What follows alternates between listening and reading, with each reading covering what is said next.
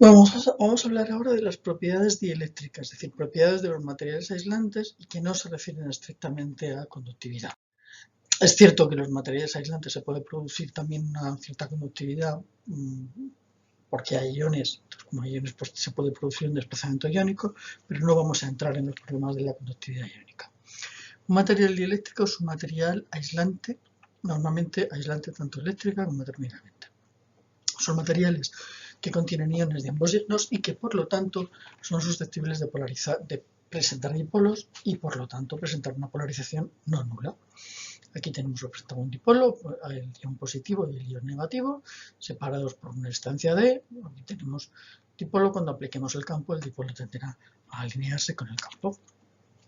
Los mecanismos de polarización dependen de si lo que tenemos son dipolos permanentes o si no hay dipolos permanentes. Si el material no tiene dipolos permanentes, si el material tiene dipolos permanentes, estos se van a orientar al aplicar un campo eléctrico.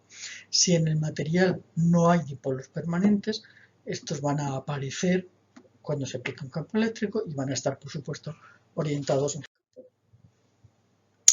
Los mecanismos de polarización básicos, pues si ya tenemos dipolos permanentes, vamos a tener la polarización orientacional, es decir, tenemos dipolos permanentes que inicialmente van a estar orientados al azar y que por tanto van a dar una polarización neta igual a cero. Cuando apliquemos un campo eléctrico E, entonces lo que va a pasar es que estos dipolos se alinearán con el campo y me darán una polarización neta que es distinta de cero. En el caso de la polarización en materiales que no tienen dipolos permanentes, la polarización ocurre por desplazamiento. Es decir, yo tengo un material en el que, en principio, sin campo eléctrico aplicado, los centros de masas, los centros de carga, los centros de masas de cargas positivas y negativas coinciden. No hay dipolo y la polarización neta es cero, obviamente. Cuando aplicamos un campo eléctrico, los centros de masas de las cargas positivas y de las cargas negativas se desplazan uno respecto a otro, con lo cual aparece un momento dipolar y consecuentemente puede aparecer una polarización neta distinta de cero. Tenemos que distinguir dos mecanismos. Es decir, puede ocurrir que nosotros empecemos con hablamos de polarización electrónica, que el núcleo prácticamente permanece estable, pero sin embargo la nube electrónica se deforma. Como consecuencia de esa deformación aparece una separación entre los centros de carga positivas y negativas, es decir, un dipolo. Puede ocurrir en materiales que tengan un carácter más fuertemente iónico, que lo que ocurre es que se desplazan las subredes de iones positivos respecto a la subred de iones negativos. De nuevo, conseguimos una separación de los centros de masa de cargas positivas y negativas y por lo tanto, de nuevo, tenemos una posibilidad de polarización neta distinta de cero. Eso es cuando aplicamos un campo continuo. Si aplicamos un campo que varía con la frecuencia, entonces no todos los mecanismos van a estar activos simultáneamente, porque la orientación, la creación y la orientación de los dipolos requiere un tiempo. A bajas frecuencias sí que vamos a poder tener todos los mecanismos, porque a baja frecuencia tanto los dipolos que son permanentes tienen que reorientarse como la polarización electrónica, los electrones o los iones, van a poder seguir relativamente bien el campo. Llega un momento en que si la frecuencia sube mucho, los dipolos permanentes que tienen que reorientarse ya no tienen tiempo de seguir el campo y por lo tanto el mecanismo de orientación deja de actuar, ¿vale? Vamos al mecanismo de iones. Los iones pueden seguirse moviendo, pero los iones son relativamente pesados. Entonces, de nuevo, llega un momento, vamos aumentando la frecuencia, en que los iones ya son demasiado pesados y tienen demasiada inercia para poder seguir el campo.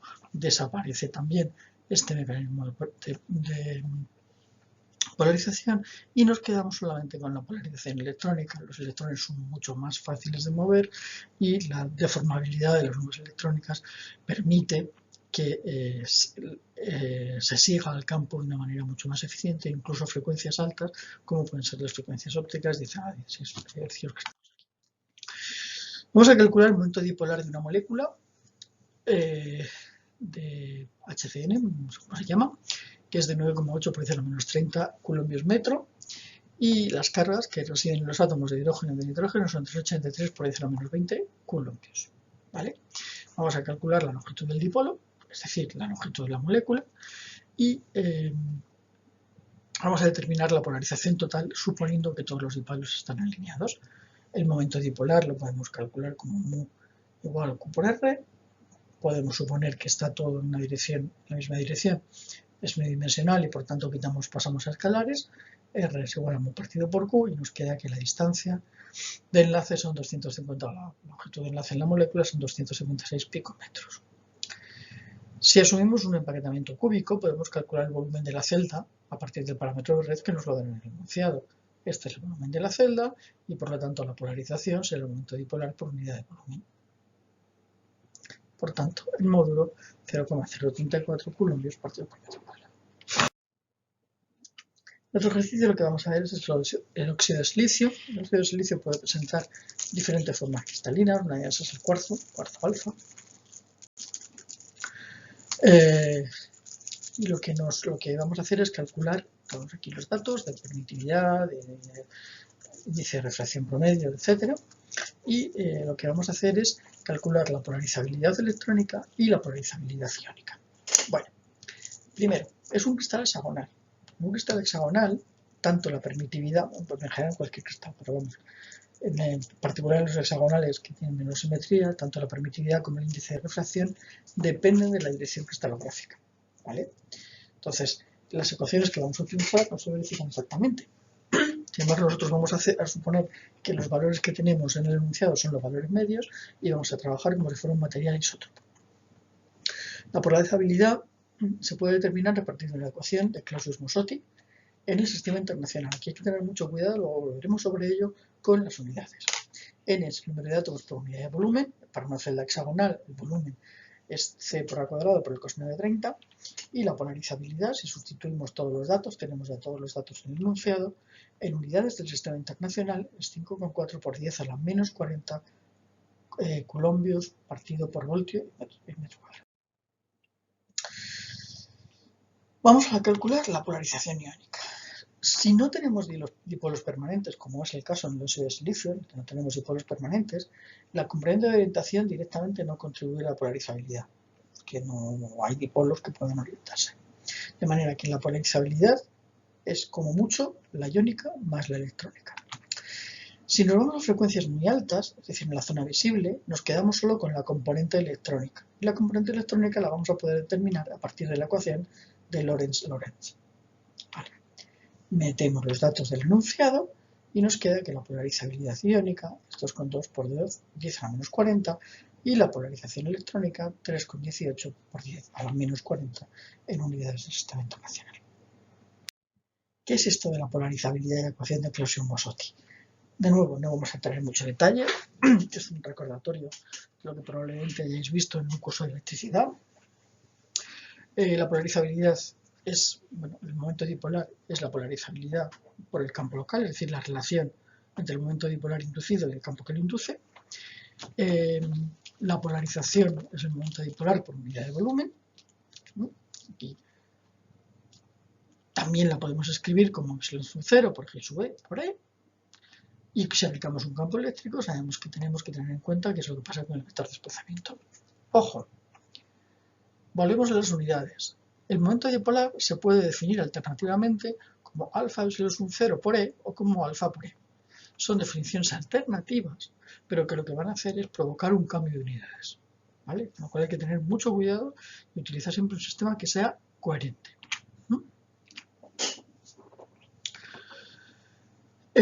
Si el campo local es igual al campo externo, entonces la susceptibilidad es igual a n por alfa. No hay ningún problema.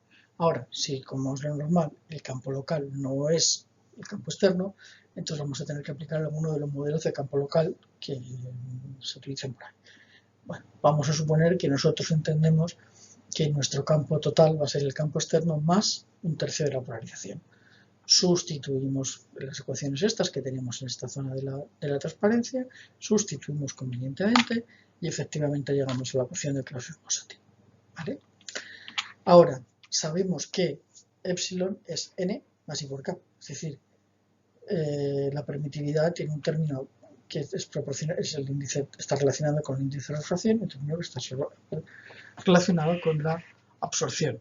De tal manera que a frecuencias altas, bueno, no es descabellado pensar que nos podamos reformular en términos de el índice de refracción. Y cuando se hace eso, la ecuación resultante es la ecuación de Lorentz. ¿Vale?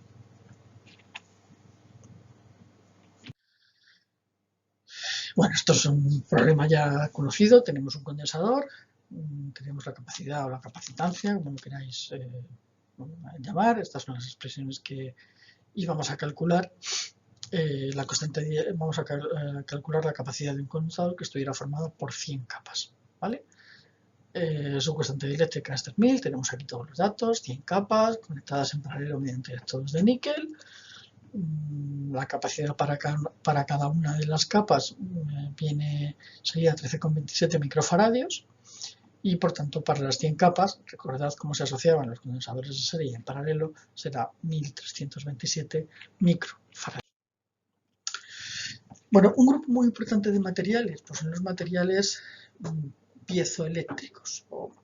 Materiales piezoeléctricos son, dentro de los que pueden presentar una polarización neta, son la familia más amplia, pero incluyen dos subfamilias que son los piroeléctricos y los ferroeléctricos. Bueno, en este punto los piezoeléctricos son materiales en los que responden a una tensión mecánica, en los piroeléctricos una variación de temperatura y en los ferroeléctricos a un campo eléctrico.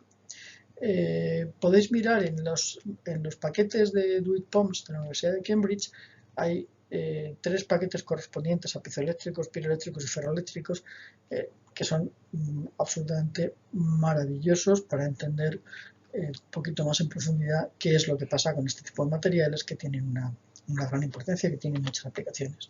En cualquiera de los 3 casos, la condición básica, desde el punto de vista de la estructura cristalina, por enlazar con lo que ya hemos visto, es la ausencia de un centro de simetría.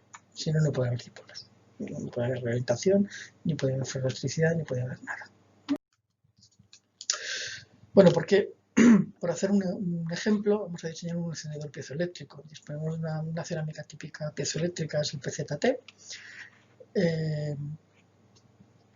Vamos a tener un disco de 5 milímetros de diámetro y 20 milímetros de espesor y queremos calcular el voltaje generado si le aplicamos una fuerza de 10 kilonewtons entre las caras. Solamente vamos a mencionar, un material piezoeléctrico se caracteriza por varios coeficientes. En realidad el coeficiente piezoeléctrico es un tensor y bueno, pues hay diferentes partes, los diferentes elementos del tensor caracterizan diferentes características, digamos, del material. Nosotros solamente vamos a mencionar 2 que son más simples y que son más utilizables en la mayor parte de las aplicaciones. Son la constante de carga piezoeléctrica y la constante de tensión piezoeléctrica. La constante de carga piezoeléctrica es la proporción entre la variación de dimensiones y el potencial aplicado, o entre la generación de carga y la fuerza aplicada, como se quiera formular, y la constante de tensión piezoeléctrica es la proporción entre la diferencia de potencial generada y la fuerza aplicada para una cerámica estándar de 1 metro. Así que nosotros vamos a calcular este valor. El voltaje, sabemos que G es igual a E partido por sigma, por la definición anterior. Sigma es F partido por S. Por lo tanto, F partido por pi r cuadrado con este radio que tenemos aquí. Esto nos da un campo eléctrico de 10 a la 5 electronvolt, de 1,8 prácticamente por 10 a la 5 voltios metro. Y como sabemos que el potencial y el campo eléctrico están relacionados por esta expresión, podemos determinar el potencial. Este será el potencial que me suministre, que genere una cerámica piezoeléctrica cuando le apliquemos una fuerza de 10 kilonewtons. Una cerámica, por ejemplo, una cerámica piezoeléctrica, por ejemplo, son las que aparecen en los mecheros. Las piedras de los mecheros son piezoeléctricos. ¿Vale? Que bueno, tienen bastante utilidad.